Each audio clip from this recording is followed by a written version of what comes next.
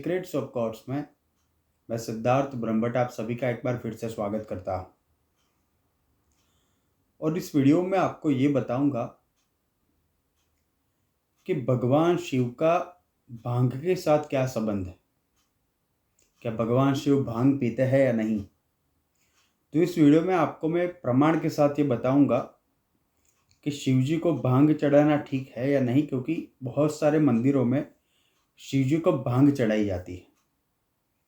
कई कई जगह पे ऐसा भी देखा जाता है, ऐसे चित्र बनाए जाते हैं कि भगवान शिव चीलम पी रहे हैं।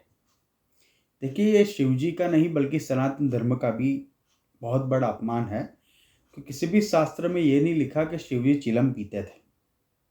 आजकल बहुत सारे फोटो आपको देखने को ऐसे मिल जाएंगे कि भगवान शिव ऐसे चिलम पी रहे हैं, लेकिन ऐसा नहीं है, क्योंकि शास्त्र में ऐसा कुछ नहीं लिखा।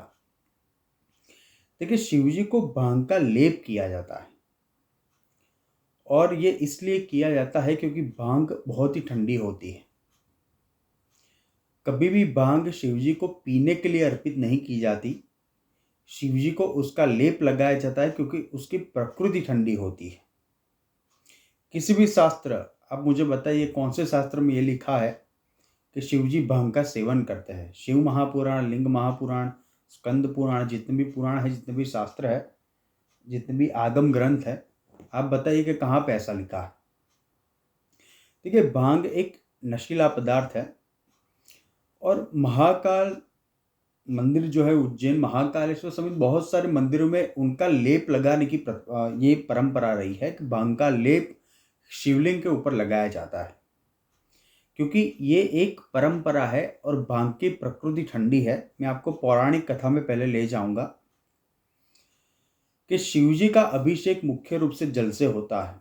जल की प्रकृति जैसे ठंडी है, उसी प्रकार से भांग की प्रकृति भी ठंडी है।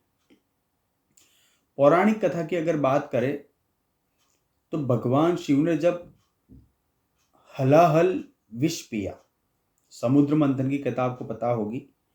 शिवजी ने जब विष का सेवन किया, और ये विष कोई सामान्य विष नहीं था, यह बहुत ही भयानक विष था। अकांड ब्रह्मांड क्षय चकित देवा श्री कृपा, पुष्पदंत महाराज कहते हैं कि ये जो विष था, ये जो हलाहल था, वो इतना खतरनाक था कि पूरे ब्रह्मांड का क्षय करने में ये समर्थ था।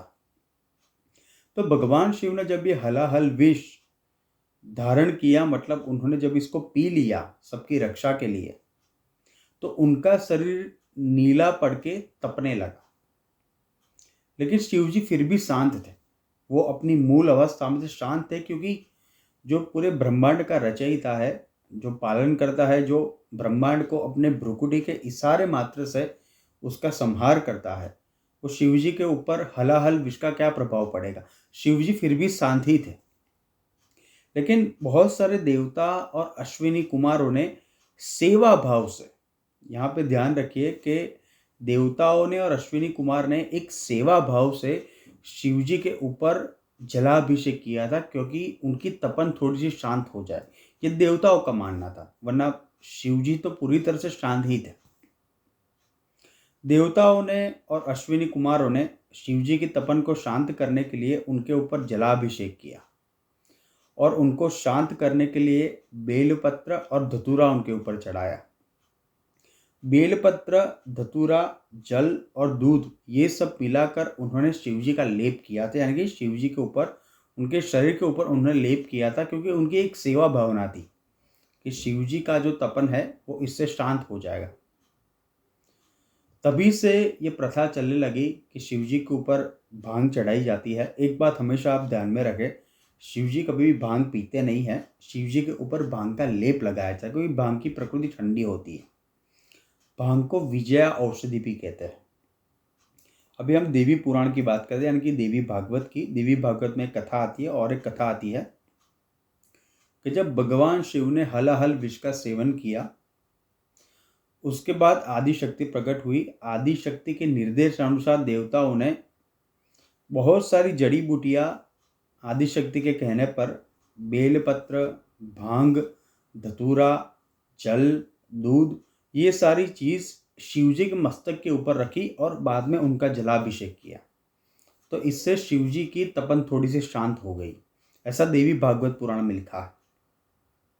शिव जी के मस्तिष्क का जो ताप है वो इससे बहुत ही शांत हो गया था।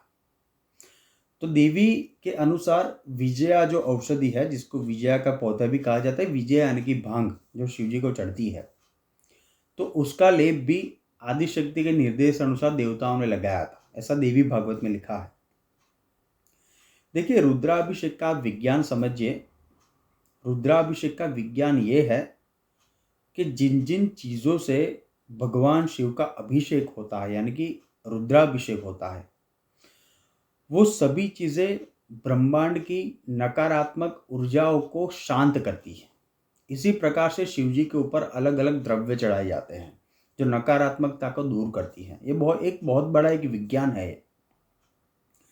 तो एक भांग के बारे में आपको बताना चाहूँगा कि भांग कभी शिव जी पीते नहीं थे। शिव जी को एक भावना से लेप लगाया था उनके भक्तों ने, क्योंकि उसकी प्रकृति ठंडी है। इसलिए शिव जी के ऊपर बेलपत्र, धतूरा, कच्चा दूध, ऐसी सारी चीज़ें हम चढ़ाते हैं, क्योंकि ये हमारी परंपरा है। दूध चढ़ाना भी एक परंपरा है और जल चढ़ाना भी एक परंपरा है। वो परंपरा है और हमें उसको निभानी भी चाहिए, और शिव जी को जल और दूध से अभिषेक भी करना चाहिए। शिव महापुराण में, लिंग महापुराण में जितने भी आगम ग्रंथ है, स्कंद महापुराण में, देवी भागवत में, विष्णु पुराण में, जितने भी पुराण है भगवान शिव से संबंधित, क्योंकि ऐसा कोई पुराण या ऐसा कोई शास्त्र नहीं है जिसमें शिव का उल्लेख ना हो, भले ही वो वैष्णव शास्त्र हो, शाक्त शास्त्र हो। कहीं पे भी ऐसा नहीं लिखा कि शिव जी भांग का या चिलम का सेवन करते थे। इसलिए कभी भी शिव जी को पीने के लिए ये सब चीज़ अर्पित नहीं की जाती। शिव जी के ऊपर उसका लेप लगाया जाता है, क्योंकि एक भक्तों की एक विश्वास है, भक्तों का एक परंपरा है। धन्यवाद। आप हमारे चैनल पे सब्सक्राइब करें, आप अपने कमेंट्स भी दीजिए। Thank you.